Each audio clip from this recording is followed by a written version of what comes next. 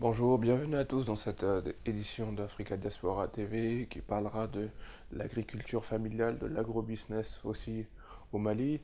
Nous avons eu la chance durant la dernière édition du Salon de l'agriculture qui s'est déroulé à Paris d'avoir la présence du ministre de l'Agriculture, d'avoir aussi le représentant et le directeur de l'Office du Niger, ainsi que pas mal de personnes qui se sont lancées dans l'aventure de l'agrobusiness ou de l'agriculture familiale au Mali. Je vous dresse le CV agricole du Mali, c'est quand même 46 millions d'hectares cultivables, 12 millions d'hectares prêts à l'emploi, 1 million d'hectares mis à disposition dans l'Office du Niger. À titre d'info, le Mali produit 575 000 tonnes de mangue chaque année, qu'ils vendent en France, en Europe, à d'autres pays. Le noix de cajou, le karité, le coton, où il fait partie des premiers mondiaux, les premiers pays exportateurs de coton, notamment au niveau du bétail aussi. Il faut savoir qu'au Mali, l'agriculture représente 80% de l'emploi et 30% de ressources du gouvernement malien. Durant cette vidéo, vous allez pouvoir écouter le directeur de l'Office du Niger qui vous expliquera les procédures à suivre afin d'être locataire d'une parcelle de terre à l'Office du Niger. Monsieur le ministre le disait à l'entame que le Mali comptait aujourd'hui entre 16 millions et 17 millions d'habitants. Et à l'indépendance, on était 2 500 000. C'est-à-dire qu'on avait moins de personnes à nourrir et la boutique n'était pas à ce niveau. C'est-à-dire aujourd'hui, il faut encore doubler d'efforts, peut-être dans les 10 années à venir, on sera à peu près les 30 millions. Et qu'est-ce qu'il faudrait faire? Est-ce que c'est avec la même tabac?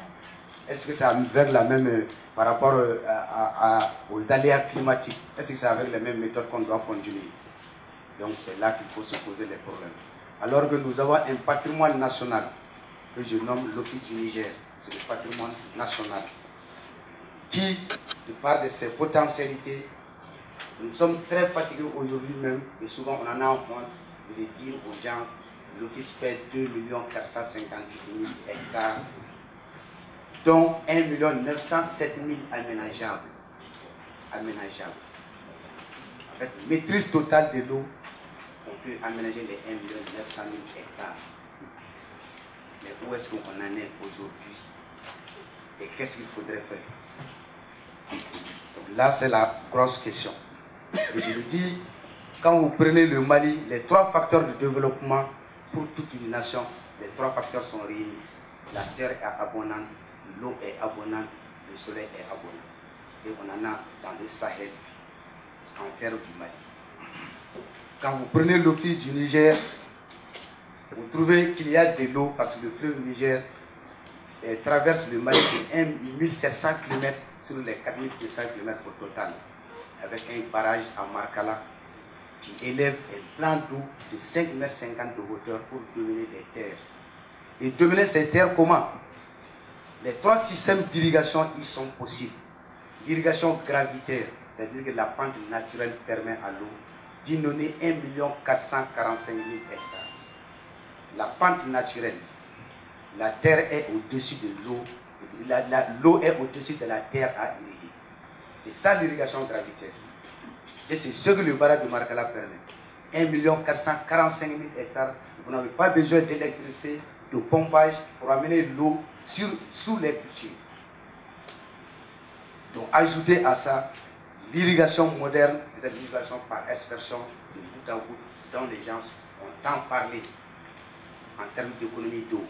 Le goutte à goutte, c'est bien, mais peut-être c'est des conditions climatiques créées pour des pays bien déterminés et qui les obligent à amener le goutte à goutte. Mais nous, on en a aujourd'hui les capacités, on a la terre, on a cette eau pour pouvoir aller vers cette irrigation. Mais où est-ce que nous en sommes aujourd'hui? Et quelles sont les conditions créées par l'État malien aujourd'hui? Donc on va aller à ce niveau. D'abord, l'Office du Niger avait été arrêté carrément au niveau de l'État, puisque c'est l'État seul qui faisait les aménagements, avec 2 700 000 habitants. Donc c'était plus facile.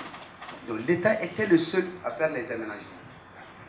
Aujourd'hui, avec 16 millions, 17 millions d'habitants, est-ce que l'État à lui seul peut faire face à tout cela? Ça, c'est la grande question à laquelle il faut faire face. Donc, il y a beaucoup de documents, les textes de référence, notamment la loi d'orientation agricole, qui pour la première fois, le Mali en a eu en 2006. Donc, cette loi d'orientation agricole trace d'abord toutes les grandes lignes à partir desquelles on peut faire très bien le développement. Et à partir de cette loi, il y a beaucoup de textes qui aujourd'hui favorisent l'agriculture au Mali. Donc je pense que je ne citerai pas tous ces textes ici parce que le temps ne me permettra pas de le faire. En ce qui concerne le foncier même à l'Office du Niger, je l'ai déjà dit, nous avons 2 458 506 hectares plus précisément, dont 1 907 406 hectares aménageables, sur lesquels 1 445 000 hectares par gravité, on peut les mettre en valeur. En dépit de tout cela, quand vous voyez le fait que l'État aménageait les terres, on a introduit la notion de bail pour que les privés puissent venir. En introduisant cette notion de bail, à la date où je vous parle, on est arrivé à donner jusqu'à un congrès de 86 660 hectares en bail à certains promoteurs. Et quand on fait l'état des lieux, actuellement, on est à quelques 14 790 hectares aménagés sur l'ensemble de ces 86 660. Donc, ça veut dire que le financement fait encore défaut. Les gens sont beaux chercher, mais il faut le financement. Donc, on ne peut pas parler d'agriculture à maîtrise totale de l'eau sans les moyens financiers, effectivement. Aussi, les garanties, par exemple, par rapport aux investissements. Comme je le disais, donc pour ces garanties, on a les modèles, le contrat annuel d'exploitation, c'est-à-dire l'État cherche les financements auprès de ses partenaires techniques et financiers habituels, il aménage les terres, les exploitants agricoles, les villages qui sont sur les sites sont prioritaires, mais tout autre Malien peut en avoir. Le bail amphithéotique, 50 ans, il est valable pour 50 ans, renouvelable autant de fois que vous respectez.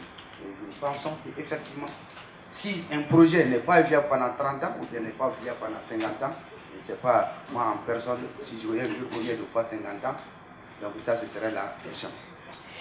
Donc là aussi, la garantie technique, comme on le dit, techniquement, le président de la PECAM l'a si bien dit, techniquement, je pense que le Mali a la cervelle. Il s'agit de voir tous les Maliens qui sont là, qui ont fait les études ailleurs et qui sont là. Le Malien ne serait jamais le dernier de la progression. J'en suis certain et c'est ça. Ils ont fait toutes les études dans ce cadre. Ça veut dire que nous devrons valoriser ce que nous avons appris et pour le meilleur de notre pays. Donc la garantie économique, elle se trouve dans le fait même que le marché est là. Le marché est là. Ce qu'on produit aujourd'hui, c'est-à-dire qu'on consomme le tout, on n'arrive même pas à aller vers l'exportation. Pourtant, ça doit être possible. Quand nous prenons le riz seulement, dans toute la sous-région, le Mali peut être le premier producteur de riz. On le dit souvent, supposons aujourd'hui que le Mali arrivait à aménager seulement 600 000 hectares. Parce que là, j'ai oublié de vous le dire. Car à l'indépendance, le colonisateur nous a laissé 45 000 hectares aménagés. On est resté jusqu'aux années 90. On avait moins d'ailleurs, on était arrivé à moins de 40 000 hectares, puisque on n'entretenait pas, on n'aménageait pas, on ne faisait pas de neuf. C'est à partir de 1996 que le Mali indépendant a aménagé son premier hectare et en son nom. À partir de 1996. Donc d'environ 50 000 hectares aujourd'hui, je vous informe qu'on est à 122 177 hectares aménagés de 1997 à aujourd'hui. Donc ça veut dire qu'il y a eu au moins Donc ça veut dire quoi? Ça veut dire qu'on doit s'y mettre encore, puisqu'on était 2 700 000 habitants. Je le dis, je répète, 2 700 000 habitants, on est à 16 millions aujourd'hui. Ça veut dire que dans 10 ans, on va tendre vers les 30 millions. Ça veut dire qu'il faut encore renforcer les moyens pour arriver au moins à subvenir aux besoins de cette population. Et les procédures d'acquisition de ces terres, ces procédures sont très simples. La terre à l'Office du Niger ne se vend pas, elle appartient à l'État. Et on peut dire que c'est cette seule zone au fil du Niger, là où il y a un caractère spécifique au Mali. Nous savons dans les textes, la terre appartient à l'État globalement au Mali. Mais le cas spécifique de l'Office, la terre appartient à l'État et c'est un titre de l'État affecté à l'Office du Niger pour les besoins de l'État. Donc c'est des fils qui en est gestionnaire. Ce qui fait que l'hectare ne se vend pas là. Il ne se vend pas. Vous faites une simple demande timbrée pour dire je voudrais au moins m'exécuter sur 10 hectares, 20 hectares, 100 hectares, 1000 hectares. Et quand vous arrivez à 1000 hectares, donc ça veut dire que nous, en tant que technicien, on va commencer à poser des questions. En ce moment, on vous envoie une lettre, on vous dit ah, on a reçu votre lettre de 1000 hectares. Maintenant, on voudrait que vous rencontrez les services techniques de l'Office du Niger pour expliciter le contenu de votre projet. Comment vous allez faire les études et comment vous allez faire les aménagements, quelle est la source de financement pour que l'on soit plus ou moins sûr. Le business plan, il faudrait qu'on l'en ait pour que l'on soit plus sûr. Donc là, c'est donc les produits d'acquisition, c'est très simple. C'est une simple demande adressée au président directeur général de l'Office du Niger et vous expliquer ce que vous voudrez faire. Et ensuite, après les études qui sont approuvées par le niveau technique et ensuite par l'environnement, les études environnementales, comme vous le savez, si on est à 16 000, ça veut dire que vous ne pouvez pas avoir 100 hectares, 1000 hectares aujourd'hui, là où il n'y a pas au moins le plus petit hameau peut-être qui est là, il faut le prendre en compte, ça c'est les conditions environnementales. Donc, après tout ça, donc on signe un bail avec cahier de clause par rapport à votre projet.